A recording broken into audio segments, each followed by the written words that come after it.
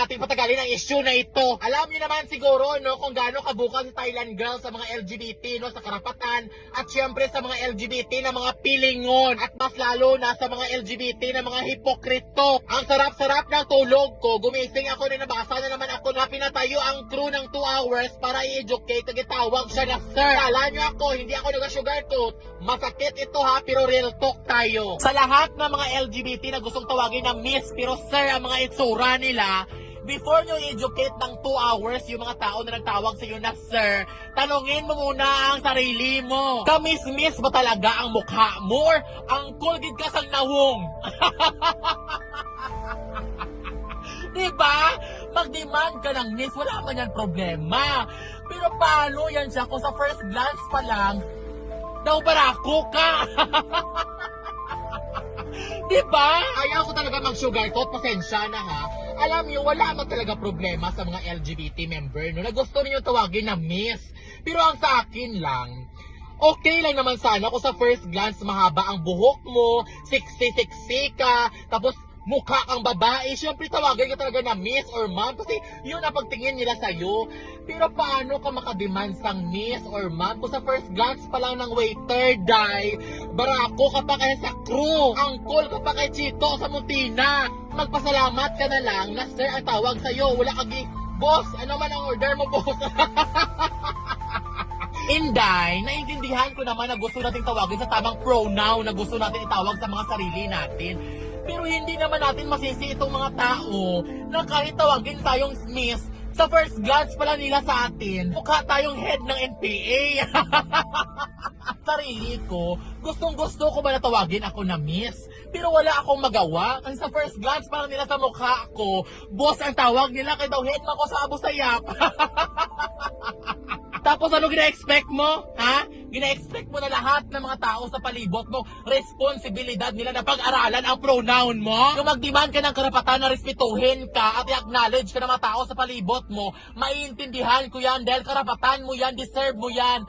Pero yung mag-demand ka na iba responsibilidad mo sa mga tao sa palibot mo na pag-aralan nilang LGBT, kay LGBT ka, nasaan ang utak mo? Ano ka? Hindi ka pwede na mag-demand na kung gaano kalawak yung alam mo about sa LGBT at sa mga pronoun na yan. Lahat ng mga tao sa palibot mo, dapat gano'n din kalawak ang alam nila sa LGBT. Ikaw normal na alam mo lahat kasi LGBT ka. Pero yung mga straight na mga tao sa palibot mo, ano gina-expect mo na may alam sila about sa LGBT?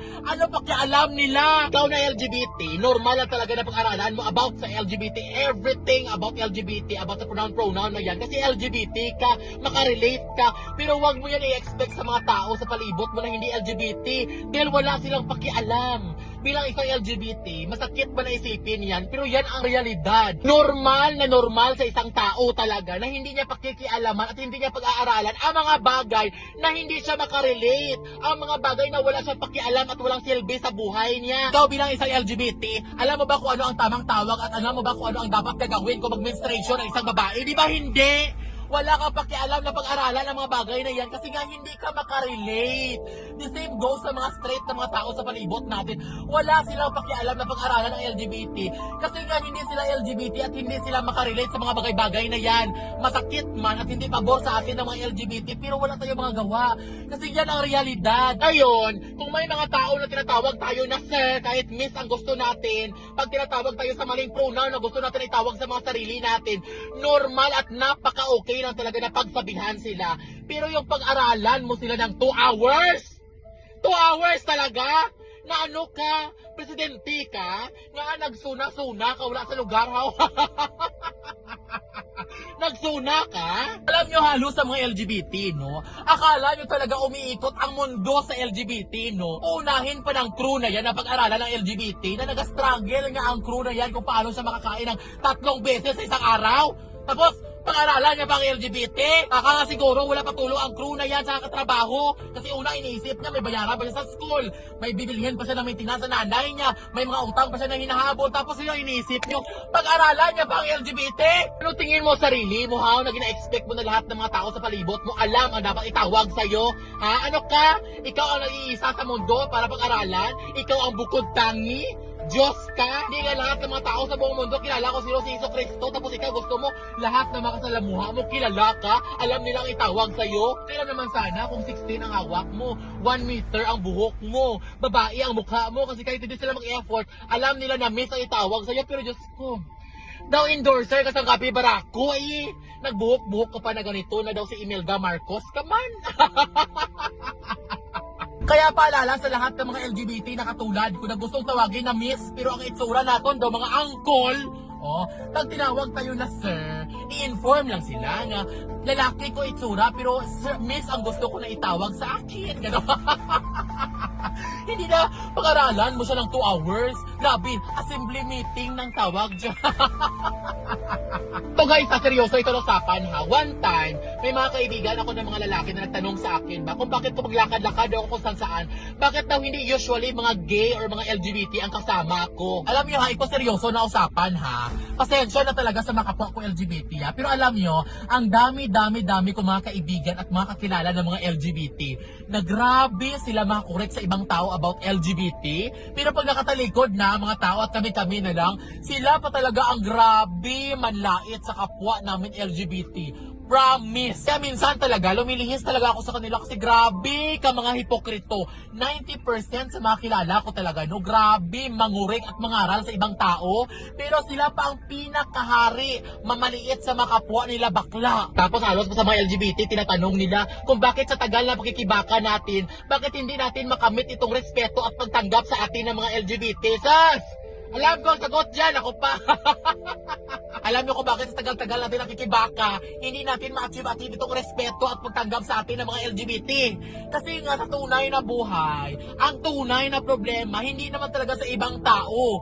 Ang tunay na problema, sa loob mismo ng flag natin. Dahil ang mga tao na mahilig manlait, mamaliit, at mag-discriminate ng mga LGBT, ay kapwa din natin LGBT. Yan ang reality. Ang busy-busy natin ng mga LGBT, mangurek ng ibang tao about sa karapatan natin ng mga LGBT, pero nakalimutan natin ang realidad na ang mga tao naman talaga na dapat i-correct natin, mga kapwa natin LGBT. Ang tanong ko, saan tayo kuha ng kumpiyansa sa sarili natin na mag-demand tayo ng respeto sa ibang tao? Kung tayo nga ng LGBT, hindi natin ma-respeto ang kapwa natin LGBT. Dami-dami kong kilala ng mga tao na grabe mag-advocate ng LGBT.